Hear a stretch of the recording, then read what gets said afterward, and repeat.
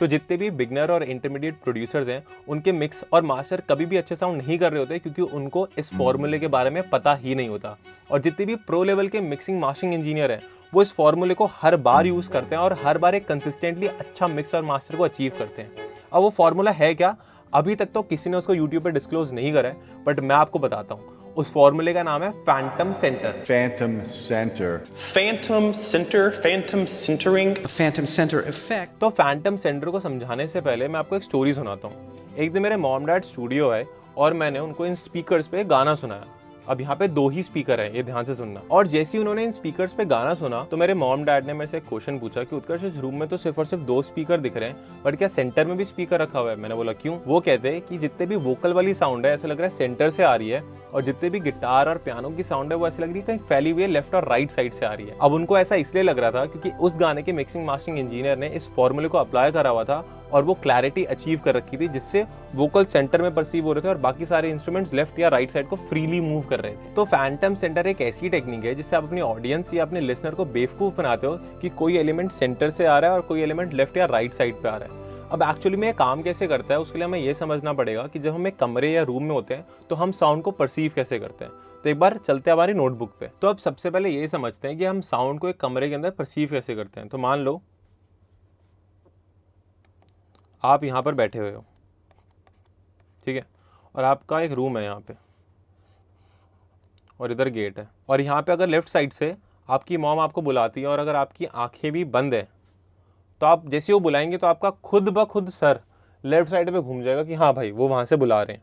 जैसे अगर यहाँ पे राइट साइड से कोई डोर खोलेगा तो मेरी आंखें बंद भी होगी, फिर मैं बोलूँगा कि हाँ भाई मुझे कौन बुला रहा है, क्योंकि मेरे को कान से पता लग जाएगा, कान से मैं लोकलाइज कर लूँगा कि साउंड आ कहाँ से रही है। यहाँ से अगर साउंड आती है तो एक इंसान को पता कैसे लगता है कि वो लेफ्ट साइड से आ रही है? पहला पॉइंट, टाइम। टाइम से मतलब अगर मेरे लेफ्ट साइड से साउंड आ रही है तो आप देखोगे पहले वो मेरे लेफ्ट कान में जाएगी और उसको मेरे राइट कान तक जाने में टाइम लगेगा, राइट? इतना सा डिस्टेंस आएगा, 15 सेंटीमीटर होगा, 12-13 सेंटीमीटर होगा, हर किसी का डिफर कर सकता है उसके मुंह के शेप के अकॉर्डिंग। तो अब जब ये टाइम लगेगा और राइट ईयर में कुछ मिली सेकेंड बाद साउंड पहुंचेगी तो इससे हमारा ब्रेन ये परसीव करता है कि यार कोई साउंड जो है ना वो लेफ्ट साइड से है, राइट से नहीं है, क्योंकि राइट में लेट आ रही है, पहले लेफ्ट में एंटर हुई थी। तो सबसे पहले तो रीजन हो गया टाइम, जैसे आपके लेफ्ट कान में ज़्यादा पहले आती है। अब या फिर एग्जांपल लेते हैं, राइट साइड से मेरे को कोई बुलाता है तो मेरे साउंड जो है वो राइट कान में पहले घुसेगी, बाद में लेफ्ट साइड पे घुसेगी। तो बिकॉज ऑफ दैट मेरा ब्रेन ऐसा परसीव करेगा कि भाई ये साउंड राइट साइड से कहीं से आ रही है, लेफ्ट से नहीं आ रही, सामने से नहीं आ रही, राइट साइड से आ रही है, क्योंकि राइट में पहले आ रही है। तो टाइम एक पहला पिलर है जिसकी मदद से हमारा दिमाग ये परसीव कर पाता है कि साउंड आ कहाँ से रही है। अब दूसरा रीज़न है वॉल्यूम। अभी मैं इजी वर्ड्स में लिख रहा हूँ। ये वॉल्यूम का मतलब ये है, अगर मान लो आपको कोई राइट साइड से बुलाते हो तो आपके राइट ईयर में ज़्यादा लाउड वॉल्यूम हिट होगी, और जब तक वो लेफ्ट ईयर तक जाएगी तो इतना ट्रैवल करेगी, जितना वो ट्रैवल करेगी उसकी वॉल्यूम कम हो जाएगी, और लेफ्ट वाले कान में हल्की सी कम वॉल्यूम पे जाएगी। तो आपका ब्रेन के पास एक और पिलर आ गया कि भाई वो साउंड राइट से ही आ रही है, एक तो टाइम, ऊपर से राइट कान में वॉल्यूम भी ज़्यादा पड़ रही है, तो राइट ही देख। आपका ब्रेन आपको ऐसे कमांड करने लग जाता है। या फिर भाई लेफ्ट में पहले आ रही है, टाइम भी पहले ही लेफ्ट का है, तू लेफ्ट ही देख, लेफ्ट से कोई बुला रहा होगा। तो ये 2 एलिमेंट है जिससे आपका दिमाग और आपके कान ये समझ पाते हैं कि साउंड आ कहाँ से रही है। और आप अकूस्टिक शैडोइंग जो आपका फेस करता है उसके बारे में भी इंटरनेट पे पढ़ सकते हो, बट अभी मैं आपको बहुत ही देसी तरीके से समझा रहा हूँ। तो ठीक है, आपको कोई लेफ्ट से बुला रहा है आपको पता लग जाता है, आपको कोई राइट से बुला रहा है आपको पता लग जाता है, बट जब आपको कोई सामने से बुलाता है, मान लो अभी आप बैठे हुए हो और आपकी मॉम बिल्कुल आपको सामने से बुलाती है, तो होता क्या, एक बार वो सिनेरियो को क्रिएट करते हैं। जब आपको कोई बिल्कुल सामने से बुला रहा है तो आपके लेफ्ट कान में और राइट कान में, दोनों कानों के अंदर सेम टाइम पर आवाज़ पहुंचेगी और सेम वॉल्यूम पे आवाज़ पहुंचेगी। दोबारा रिपीट करता हूं, अगर आपको कोई सामने से बुला रहा है, अगर आप मेरे को बुला रहे हो एकदम सामने, तो मेरे लेफ्ट कान और राइट कान पे वो सेम टाइम पे आवाज़ पहुंचेगी और सेम वॉल्यूम पे भी पहुंचेगी, क्योंकि ये एग्जैक्ट सेम ही तरीके से आपको फेस कर रहे हैं, राइट? तो जब ये होता है तो हमारे दिमाग को ये परसीव होता है कि भाई टाइम भी सेम है, वॉल्यूम भी सेम है, तो तू सामने ही देख, कहीं और मत देख, क्योंकि तेरे को कोई सामने से बुला रहा हो। ठीक है, ये भी आपको समझ में आ गया कि टाइम और वॉल्यूम से हमारा ब्रेन और ईयर्स ये परसीव कर रहे होते हैं कि साउंड आ कहाँ से रही है। अब बात करते हैं फैंटम सेंटर की। बेसिकली एक ऐसा तरीका जिससे हम बेवकूफ़ बनाते हैं। अब मेरा राइट ईयरफोन है ये, या फिर राइट स्पीकर, या लेफ्ट ईयरफोन है, या फिर राइट स्पीकर। अब अगर इन दोनों से मैं किसी भी साउंड को एमिट करता हूँ और मैं बिल्कुल सेंटर में बैठा हूँ, एक इक्विलेटरल ट्रायंगल बना रहा हूँ स्पीकर्स के साथ, और हेडफोन्स तो ये मेरे कान से चिपके ही हुए हैं। अगर मैं किसी भी साउंड को लेफ्ट स्पीकर से और राइट स्पीकर से सेम टाइम और सेम वॉल्यूम पे एमिट करता हूँ तो वो मेरे दिमाग को सेंटर में परसीव होगा। अब क्योंकि वो मेरे को सेंटर में परसीव होगा तो लेफ्ट स्पेस और राइट स्पेस एक खाली जगह पड़ी हुई है, जहाँ पे अगर मैं अपने गाने को मिक्स कर रहा हूँ तो अगर मैं वोकल को मोनो रखूँगा एकदम, और वो लेफ्ट और राइट से सेम टाइम पे आ रहा है और सेंटर में आ रही है, तो अपने गिटार को मैं लेफ्ट साइड पैन कर सकता हूँ और अपने वोकल को राइट साइड पैन कर सकता हूँ। इससे होगा क्या, वोकल को भी जगह मिलेगी, इसको भी जगह मिलेगी, गिटार को और पियानो को भी जगह मिलेगी। और जब आप गाने को मिक्स मास्टर कर रहे होते हो और जब आप लेवलिंग करते हो तो आपको बहुत ध्यान से ये भी देखना पड़ता है कि यार जब मैं वोकल्स को लेवल कर रहा हूँ और जो गिटार को लेवल कर रहा हूँ और आंख बंद करके सुनता हूँ तो क्या मेरे को वोकल सेंटर में लग रहे हैं। याद है मैंने अभी आपको एक स्टोरी सुनाई थी कि मॉम डैड जब मेरे स्टूडियो आए थे उनको तब से यही लग रहा था कि सेंटर में भी एक स्पीकर पड़ा हुआ है, और वो इसीलिए लग रहा था क्योंकि उस इंजीनियर ने क्या करा होगा, उसने वोकल्स को एकदम सेंटर में रखा हुआ है।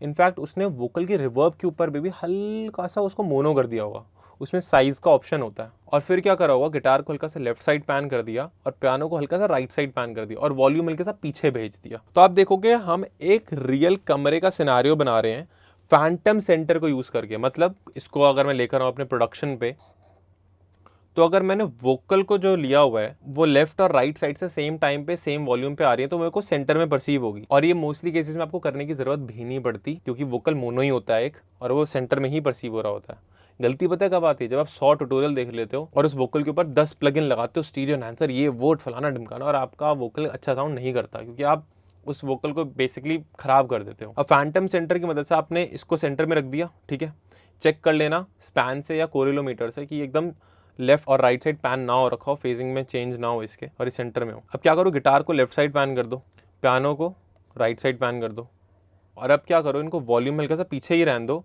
और वोकल को आगे ले आते हैं, यहाँ पे रख देते हैं वोकल को। अब आपकी जो किक है वो भी अगर एक पॉप सॉन्ग बना रहे हो तो यहाँ पे कहीं आएगी, और पैड्स जो हैं वो आपके ऐसे फैले फैले फैले से कहीं आएंगे, यहाँ पे पैड्स या स्ट्रिंग्स हैं वो उनको भी यहाँ रख सकते हो। तो अगर आप एक ऐसे कमरे को क्रिएट करने के लिए एम करते हो तो आपका मिक्स खुद ब खुद अच्छा ही साउंड करेगा, उसको ज़्यादा चेंजेस की ज़रूरत नहीं है। बट अब यहाँ पे बहुत बिगनर लोग क्या करते हैं, वो गिटार के ऊपर भी स्टीरियो एनहांसर डाल देते हैं। उस चक्कर में होता क्या है, ये गिटार जो यहाँ है वो यहाँ भी आ जाता है एक, और क्लटर हो जाता है। फिर वो गिटार के ऊपर भी भर भर के रिवर्ब डाल देते हैं, वो भी यहाँ आ गई, पियानो के ऊपर भी रिवर्ब डालते हैं, वो भी यहाँ आ गया। अब अगर इतनी सारी जगह डाल दोगे तो कमरे में जगह कहाँ बचेगी वोकल्स और किक के लिए। वो देखो दब गए, वो दिख भी नहीं रहे, पहले दिख तो रहे थे वो। तो आप जब भी किसी ट्रैक को मिक्स कर रहे होते हो तो आपके दिमाग में कमरा होना चाहिए और आपको पता होना चाहिए मैं फैंटम सेंटर की जो कॉन्सेप्ट है, टाइम, वॉल्यूम, इसको यूज करके किसी भी एलिमेंट को लेफ्ट साइड या राइट साइड या सेंटर में रख सकता हूँ। अब बात आती है, अगर आपको किसी एलिमेंट को, मान लो एक ही गिटार है, उसी एक गिटार को आपको ऐसे फैला देना है, सेंटर में नहीं रखना है, ऐसे फैला देना है, या फिर आपको कोई फैली हुई चीज़ है उसको आपको एकदम सेंटर में ले आना है। ये दो चीज़ों को क्लियर कर देता हूँ। अब मान लो आपने गिटार को रिकॉर्ड करा घर पे और वो कुछ इस तरह साउंड कर रहा है। अब इसमें मैं इमेजर डालता हूँ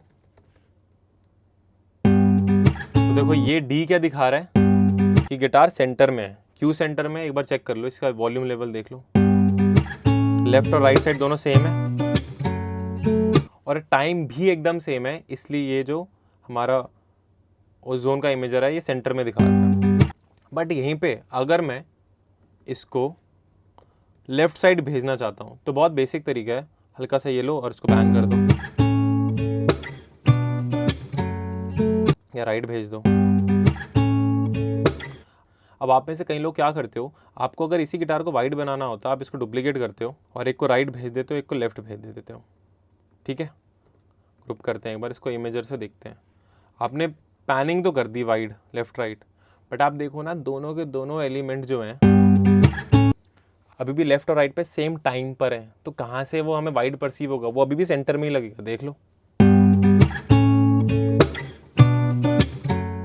देख सकते हो क्या आप, ये पहला गिटार लेफ्ट साइड पे फिर राइट पे है, बट जब मैं उसको ग्रुप में देख रहा हूँ तो वो सेंटर में ही लग रहा है।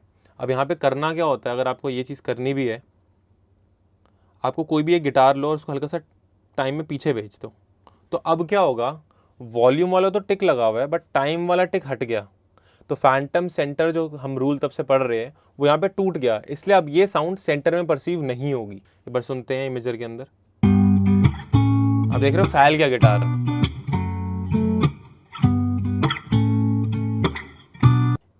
इसको और इजी तरीके से हम लोग कैसे करते हैं, इसको बेसिकली हार्स इफेक्ट बोलते हैं। हम लोग लेते हैं अलाइन डिले, और ये सेम चीज़ आप इस FL के प्लगइन से भी कर सकते हो। और अलाइन डिले में लेफ्ट सिग्नल या राइट सिग्नल को, किसी भी एक सिग्नल को हल्का सा डिले दे देते हैं।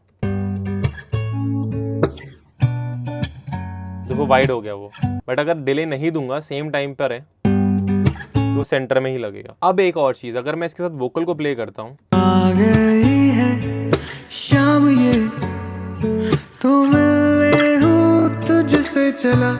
अब क्या हो रहा है, वोकल सेंटर में और उसकी जो रिवर्ब है वो थोड़ी सी लेफ्ट और राइट साइड फैल रही है, बट वो थोड़ी सी ही है। मेन वोकल सेंटर में है, आपका गिटार भी सेंटर में है। क्या आपको मेरा ये वाला हाथ दिख रहा है, लेफ्ट वाला? नहीं दिख रहा ना, क्योंकि वोकल आके यहाँ खड़ा होगा तो ये कहाँ से दिखेगा। बट अगर इसी हाथ को मैं यहाँ रख दूँ और एक कॉपी यहाँ भी रख दूँ, तो दिख रहे हैं ना ये दोनों हाथ। अब हम करेंगे क्या, इस गिटार के ऊपर अलाइन डिले लगा देंगे, जिससे हुआ क्या, वो गिटार सेंटर के बजाय यहाँ फैल जाएगा। और जब वो गिटार यहाँ फैल जाएगा और वोकल सेंटर में होगा, तो हमें वो ओवरऑल मिक्स अच्छा लगेगा। सुनते हैं एक बार। आ गई है शाम ये तो मिलने हूँ तुझसे चला। आ गई है बंद करता हूँ अलाइन डिले को, शाम ये सेंटर में आ गया तो गिटार, मिलने हूँ तुझसे चला। उस पर ध्यान भी नहीं जा पा रहा। आ गई है शाम ये। या तो आप ये कर सकते हो, या फिर इस गिटार को लेफ्ट साइड भेज दो और पियानो को राइट साइड भेज दो। जो हमने फैंटम सेंटर का दूसरा कॉन्सेप्ट पढ़ा था, वॉल्यूम, उससे भी कर सकते हो। तो गाइज आई होप आपको फैंटम सेंटर कॉन्सेप्ट समझ में आ गया होगा कि उसको यूज़ में कैसे लेते हैं। और अगर ऐसे कॉन्सेप्ट्स को जानना चाहते हो तो हमारे कोर्स में ज्वाइन कर सकते हो और ये फॉर्म को फिल कर सकते हो। साथ ही साथ अगर ये सीखना चाहते हो कि पूरे गाने को मिक्स मास्टर कैसे करा जाता है, तो ये वीडियो जाके चेकआउट करो।